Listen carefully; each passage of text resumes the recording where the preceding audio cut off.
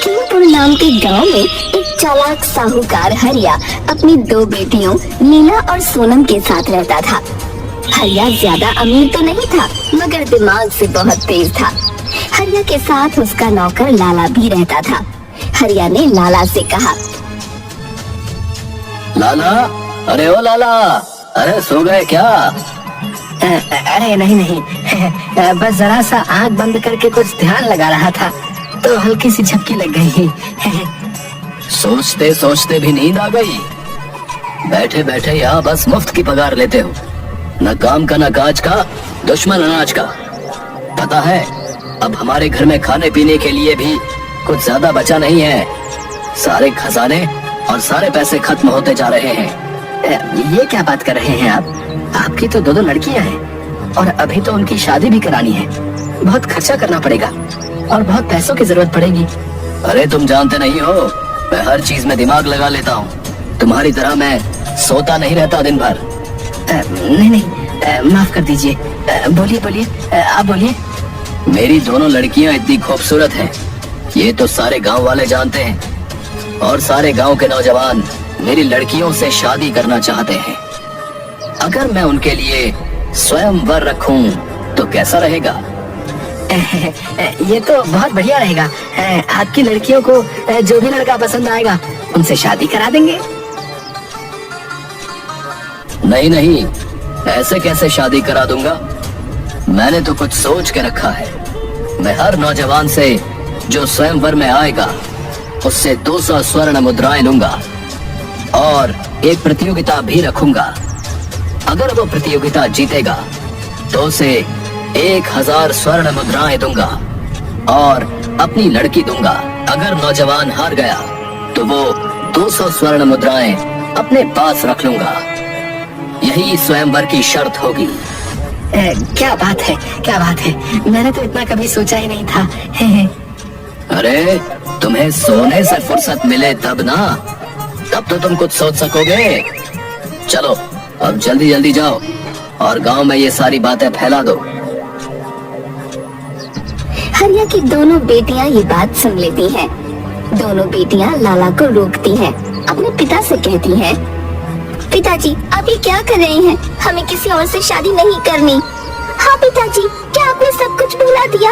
माँ के मरने से पहले माँ ने लड़कों से हमारी शादी तय करी थी। वो 2 लड़के भी अब बड़े हो चुके हैं।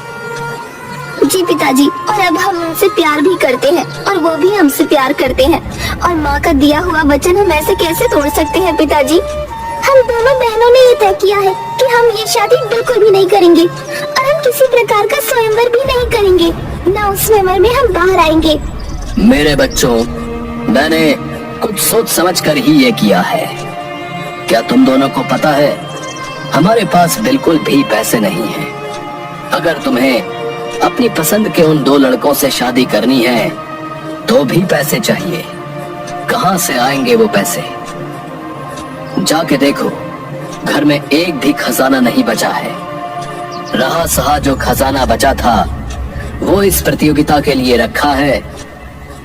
अगर तुम्हें उन दोनों से शादी करनी है तो तुम्हें मेरी बात माननी होगी, वरना तुम उन दोनों से भी कभी शादी नहीं कर पाओगी। पर आप ऐसा करेंगे क्या? जो हमने सुना उस हिसाब से अगर कोई भी लड़का इस प्रतियोगिता में जीत जाता है तो फिर हमें उनसे मजबूरन शादी करनी पड़ेगी और हम ऐसा बिल्कुल नहीं कर सकते पिताजी। तुम लोगों को चिंता करने की कोई बात नहीं है, मैं सब देख लूंगा। और रही बात प्रतियोगिता की, तो वो मैं कुछ इस प्रकार रखूंगा कि कोई जीत ही नहीं सकता। जीतूंगा तो केवल मैं, और मैं ही जीतूंगा। तुम लोग तो बस इस प्रतियोगिता को देखकर मनोरंजन करना। हरिया की दोनों बेटियां उसकी मजबूरी देखकर उसकी बात मान लेती हैं और हरिया लाला को पूरे गांव में इस प्रतियोगिता का ढिंढोरा पीटने भेज देता है। अगले दिन एक नौजवान 200 सोने की मोहरें हरिया के पास लेकर जाता है और उससे कहता है, हरिया जी, मैं आपकी लड़की से विवाह करना चाहता हूँ और मैं ये 200 सोने की मोहर लेकर आया हूँ ताकि इस प्रतियोगिता में भाग ले सकूं। क्या आप मुझे बताएंगे कि इस प्रतियोगिता में मुझे क्या करना होगा? तुम्हें ये बात मालूम तो है ना कि अगर तुम ये प्रतियोगिता हार जाओगे तो तुम्हें ये 200 सोने की मोहरें वापस नहीं मिलेंगी। जी जी, मैं इन सब बातों को जानता हूँ और ये सब बातें ध्यान में रखकर ही ये 200 सोने की मोहरें आपको दे रहा हूँ। मेरे घर से 100 कदम की दूरी पर एक बड़ी सी नदी है। उसका पानी रात को ठंडा और दिन में गर्म रहता है। उस नदी में तुम्हें 2 दिन और 2 रातें गुजारनी होंगी। अगर तुम ऐसा कर पाए तभी तुम ये प्रतियोगिता जीत पाओगे। ठीक है, इसमें क्या है, मैं भी जा रहा हूँ उस नदी में डूबने के लिए। तुम्हें क्या लगता है लाला, जो शर्त मैंने रखी है वो कोई भी जीत पाएगा? अब किसे पता कि क्या होगा। अब पानी का भी पता नहीं रहता, कभी ठंडा और कभी गर्म। अब इस ठंडी गर्मी में कोई जिंदा रह पाएगा या नहीं, ये तो वही जाने। ओह बाप रे, कितना ठंडा पानी है। मुझे लगता है मैं एक दिन क्या यहाँ एक पल भी रुका तो मेरी मौत हो जाएगी। मुझे तो लगता है मुझे इस पानी से अभी बाहर निकल जाना चाहिए। क्या हुआ, कैसा लग रहा है ठंडे पानी में? मजा आ रहा है क्या? वाह वाह वाह, क्या पानी है, इतना ठंडा, इतना शीतल, बड़ा अच्छा लग रहा है, बड़ा ही अच्छा लग रहा है, बड़ा मजा आ रहा है। इतना अच्छा लग रहा है तो कहाँ क्यों रहे हो? रहो अंदर आराम से। एक दिन भी पूरा नहीं हो पाता कि नारायण सिपाहियों से कह देता है कि वो उसे बाहर निकाल दें, वरना वो मर जाएगा। ऐसे ही गांव के 2-4 नौजवान और 1200-400 सोने की मोहरें लाकर हरिया के पास रखते हैं और वो भी इस शर्त को नहीं जीत पाते। हरिया बहुत खुश हो जाता है क्योंकि उसके पास अब लगभग 2500 सोने की मोहरें इकट्ठी हो चुकी थी। तभी हरिया के पास 2 नौजवान रौनक और साजन आते हैं। वो हरिया से कहते हैं, साहूकार जी, देखिए मेरे पास आपको देने के लिए सोने की मोहर तो नहीं है, पर मेरे पास एक बड़ी सी हवेली है और उसके पीछे आम के बाग भी हैं। आप उन्हें गिरवी रख लें।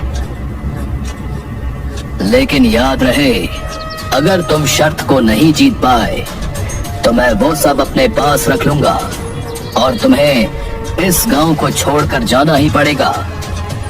जी, मैं आपकी बात से बिल्कुल सहमत हूँ। अगर मैं हार गया तो मैं बिल्कुल ये सब आपके पास छोड़कर इस गांव से हमेशा के लिए चला जाऊंगा। साहूकार जी, मेरे पास भी देने के लिए सोने की मोहर नहीं है। मेरे पास लगभग 50 भैंस और 20 गाय हैं और एक छोटा सा मकान है। मैं उसे गिरवी रख सकता हूँ। ठीक है, जो भी तुम दोनों के पास है तुम वो मेरे पास रख दो और शर्त के मुताबिक अगर तुम दोनों ही प्रतियोगिता में हार गए तो तुम दोनों को ही ये गांव हमेशा के लिए छोड़कर जाना होगा। ठीक है, इस प्रतियोगिता की जो भी पहली सीढ़ी है आप मुझे बताएं, मैं करने के लिए तैयार हूँ। रौनक और साजन दोनों ही अपनी सारी चीजें गिरवी रखकर हरिया के कहे अनुसार प्रतियोगिता में हिस्सा लेते हैं और 2 दिन 2 रात उस ठंडे और गर्म पानी में गुजार लेते हैं। इस तरह दोनों ही प्रतियोगिता की जीत के हकदार होते हैं। ये देखकर उनका दिमाग चलता है कि अब तो सारे पैसे इन्हें ही देने पड़ेंगे और मेरे पास बचेंगे तो बस सोने की मोहरें। हरिया रौनक को बुलाता है और उससे पूछता है, तुमने ये 2 रातें और 2 दिन इस ठंडे और गर्म पानी में कैसे गुजारी? जी, रात जब पानी बहुत ठंडा था तब मुझे ये लग रहा था कि मुझे यहाँ से निकल जाना चाहिए और उस वक्त मैंने भगवान का नाम लिया और आंख बंद करके उन्हीं को याद करने लगा। इस तरह मेरी पहली ठंडे पानी की रात गुजर गई। अगले दिन जब सूरज निकला और पानी गर्म हुआ तो मैंने उस शीतल पानी को याद किया जो रात भर मुझे ठंड महसूस करा रहा था और इस तरह मैंने अपना एक दिन गर्म पानी में बिता दिया। दूसरा दिन भी मैंने इसी तरह ठंड में सूरज को याद करके और गर्मी में ठंडे पानी को याद करके गुजार लिया। ठीक है, तुम जाओ और साजन को मेरे पास भेज देना। साजन, तुमने किस तरह ये 2 दिन और 2 रातें गुजारी मुझे बताओ। साहूकार जी, मैंने तो ये 2 दिन और 2 रातें प्रभु को याद करके गुजारी और जब मुझे ज्यादा ठंड लगती थी तो आपके सिपाही के पास सामने रखे उस लालटेन को देखकर मैं ये सोचता था कि सुबह सूरज तो निकलेगा ही, और इस सोच से मैं ठंडे पानी वाली रात गुजार रहा था। और सुबह सूरज को देखकर आपके सिपाहियों के हाथ में पंखा देखकर ये सोच रहा था कि रात को तो ठंडा पानी मिल ही जाएगा। इसलिए मैंने ये 2 दिन और 2 रात गुजार लिए। लाला, रौनक और साजन दोनों को ही यहाँ लेकर आओ।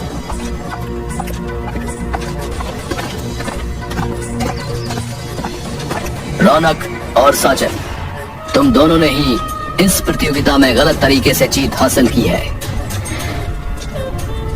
तुमने अपने आप को ठंडा और गर्म रखने के लिए मेरे सिपाहियों के पास रखे पंखे, लाइट से सहायता ली है, और ये गलत है, जिसकी वजह से तुम लोग ये प्रतियोगिता हार चुके हो। अब तुम दोनों को ही ये गांव छोड़कर जाना पड़ेगा। रौनक और साजन चुपचाप गांव छोड़कर जा रहे होते हैं। दोनों एक ऋषि से मिलते हैं और वो दोनों उस ऋषि को अपनी सारी कहानी सुनाते हैं। ऋषि रौनक और साजन से कहते हैं, देखो बच्चों, ये गांव छोड़कर जाना है तो जा सकते हो, परंतु इस लालची और झूठे साहूकार को सबक सिखा कर जाओ, वरना इसकी ये आदतें पूरे गांव को निगल लेंगी। लेकिन हम क्या कर सकते हैं? और हमें तो ये साहूकार गांव में वापस भी घुसने नहीं देगा, और हमारे पास भी कुछ नहीं बचा है। तुम लोग फिक्र मत करो, मैंने सोच लिया है कि क्या करना है। तुम लोग बस गर्म गर्म खाना बना लो और उसमें नमक मत डालना, मिर्ची बहुत डालना, और हाँ, एक घड़ी में पानी गर्म रखना और उसी पानी के सामने एक बड़ी सी बर्फ का टुकड़ा भी रख देना। रौनक और साजन बिल्कुल वही करते हैं जैसा ऋषि ने कहा। कुछ वक्त बाद हरिया और लाला दोनों ही ऋषि के घर की तरफ आते हैं। ऋषि ने उन दोनों को खाने पर बुलाया। खाने की खुशबू इतनी स्वादिष्ट थी कि लाला ने हरिया से कहा, अरे साहूकार जी, इतनी बढ़िया स्वादिष्ट खाने की खुशबू है और ऊपर से खाने का निमंत्रण भी मिल रहा है। अगर ये खाना नहीं खाया तो क्या फायदा? हमारी जीत का जश्न मना लेते और ये खाना खा लेते। बात तो ठीक कह रहे हो लाला, खुशबू से तो खाना बहुत स्वादिष्ट लग रहा है, खाना खा लेने में ही चतुराई है। हरिया और लाला को खाना खाते ही तेज की मिर्च लगने लगती है और नमक न होने के कारण खाना तीखा और बेस्वाद लगने लगा था। हरिया ऋषि पर गुस्सा करते हुए बोला, ये क्या बेकार खाना बनाया, नमक तो है ही नहीं, इसमें बस मिर्च ही मिर्च। अरे इतना बेस्वाद खाना खिलाकर मुझे मारना चाहते हो? है भाई, क्या मजाक है ये? अरे साहूकार जी, आप तो नाराज हो गए। देखिए, सामने नमक की शीशी रखी है। अब बच्चों जैसी बात मत करिए, आंख बंद करिए और सोचिए कि वो नमक आपके खाने में है और खाना खा लीजिए। ये कैसी बच्चों जैसी बातें कर रहे हो? नमक खाने में डालोगे तभी तो खाने में नमक का स्वाद आएगा ना। एकमात्र उस नमक की शीशी को देखकर और आंख बंद करके ये सोचने से तो नमक नहीं आएगा। मजाक बंद करो और मुझे पानी पिलाओ। जैसा आप उचित समझे। ये लीजिए पानी। अरे ये क्या कर रहे हो तुम? अरे तुमने मेरा पूरा मुंह जला दिया है। इतना गर्म पानी पिलाया कैसे तुमने? देखिए, आप बेकार गुस्सा कर रहे हैं। वो सामने बर्फ रखी है, आप उसको महसूस करके अपने आप को ठंडक दीजिए और पानी पी लीजिए। सोचिए कि पानी ठंडा है। बहुत हुआ तुम्हारा, समझते क्या हो अपने आप को? ये बेवकूफी भरी बातें करोगे और मैं सुनता रहूंगा। पहले तो बेस्वाद खाना खिलाया, फिर ये गर्म पानी देकर मेरा मुंह जलाया और फिर ये बेतुकी बातें करते हो। देखिए साहूकार जी, ये बेतुकी बातें आपने की थी। रौनक और साजन दोनों युवकों ने आपकी शर्त ईमानदारी से जीती थी, पर आपने अपनी चालाकी से उन्हें हारा हुआ साबित कर दिया। दोनों इतने नेक इंसान निकले कि अपनी ही हार मानकर ये गांव भी छोड़कर जाने को निकल पड़े। अब आप सीधे सीधे इनकी दी हुई चीजें इन्हें वापस करो, और हाँ, उन बच्चियों का फैसला पूछ कर ही उनकी शादी इन लड़कों से होगी। मैं समझ गया ऋषिवर, मुझसे बहुत बड़ी नादानी हो गई, मुझे माफ कर दीजिए। मैं आगे से कभी ऐसे कोई गलत काम किसी के साथ नहीं करूंगा, हमेशा ईमानदारी और सच्चाई के रास्ते पर चलूंगा। मैं समझ गया मुझसे कितनी बड़ी भूल हुई। ऋषिवर, मेरी मरी हुई धर्म पत्नी ने मेरी लड़कियों की शादी कहीं और करने का वादा किया था और मेरी बिटिया भी उन्हें प्रेम करती है। मैं दोनों युवाओं से माफी मांगता हूँ, पर वो इनसे शादी नहीं कर सकती। ऋषि ने दोनों युवकों की मदद की और उन्हें मान सम्मान के साथ हरिया गांव में वापस बुलाया। दोनों युवकों ने भी हरिया को माफ कर दिया। हरिया ने खुशी खुशी अपनी दोनों बेटियों की शादी भी उन्हीं लड़कों से करवाई जिनसे वो लड़कियां प्रेम करती थीं।